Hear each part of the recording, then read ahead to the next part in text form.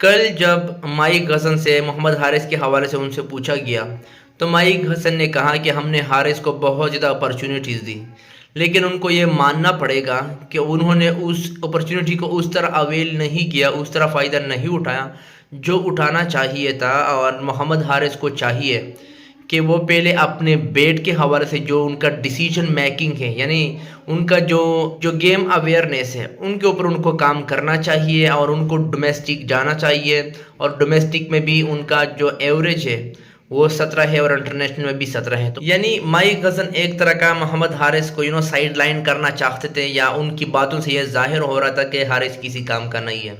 देखिए, मैं भी मानता हूँ, पूरा पाकिस्तान मानता है कि मोहम्मद हारिस ने अपॉर्चुनिटी ज़ाया की, उनको चांसेस भी बड़े ज़्यादा मिले और उन्होंने अपनी चांसेस को उस तरह फ़ायदा नहीं उठाया जिस तरह उठाना चाहिए था। लेकिन एट द सेम टाइम पे आपको ये भी मानना पड़ेगा कि हारिस को मुख्तलिफ पोजीशन पे खिलाया गया। कभी उनको नंबर 4 पे खिलाया, कभी उनको वन डाउन पे खिलाया, कभी नंबर 6 पे खिलाया।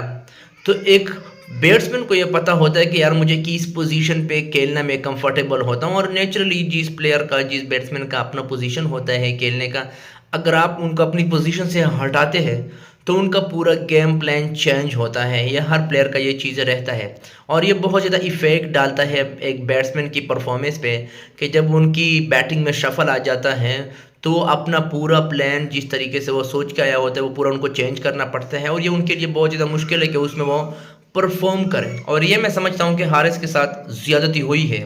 भले उनको अपॉर्चुनिटीज़ बहुत ज़्यादा मौके मिले, लेकिन उनकी बैटिंग कभी नंबर 6 पे, आप खुद सोचिए, एक ओपन का बैट्समैन हो, आप उनको छठे नंबर पर बैटिंग के लिए भेज रहे हो।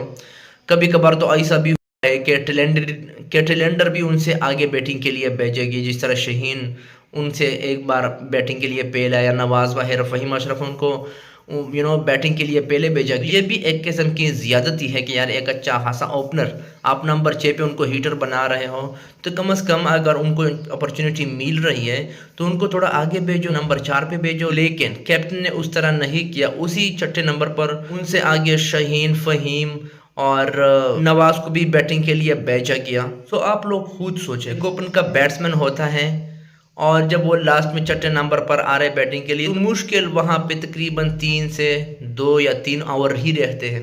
उसमें वो ज़्यादा से ज़्यादा क्या कर लेगा? जाहिर सी बात है वो हीट के लिए ही जाएगा, इसके अलावा उनके पास कोई ऑप्शन नहीं होता है। और अगर ये 2-3 ओवर में वो क्या तीर मार लेगा? तो इस तरह एक प्लेयर, एक बैट्समैन डबल स्टैंडर्ड हो जाता है। बहरहाल हारिस का जो गेम अवेयरनेस है उसके बारे में हमने पहले भी बात की है कि वो आते साथ ही हीट लगाना, हर जगह पे आते साथ हीट लगाना ये अच्छा नहीं होता है। बट पता नहीं वो एक अपने डायरेक्शन से जा रहा था। और लेकिन ये भी एक द सेम टाइम आपको मानना पड़ेगा कि उनके बैटिंग में इतनी शफल की गई कि ये उनके साथ बड़ी ज़्यादती हो गई। अपॉर्चुनिटीज़ भले उनको ज़्यादा मिले, लेकिन बैटिंग शफल करने से एक बैट्समैन का परफॉर्मेंस बहुत ज़्यादा इफेक्ट हो सकता है। बहरहाल ये हकीकत है और ये आप लोगों को मानना चाहिए, और ये भी मानना चाहिए कि उनको बड़े अपॉर्चुनिटीज़ मिले, उनने फ़ायदा नहीं उठाया।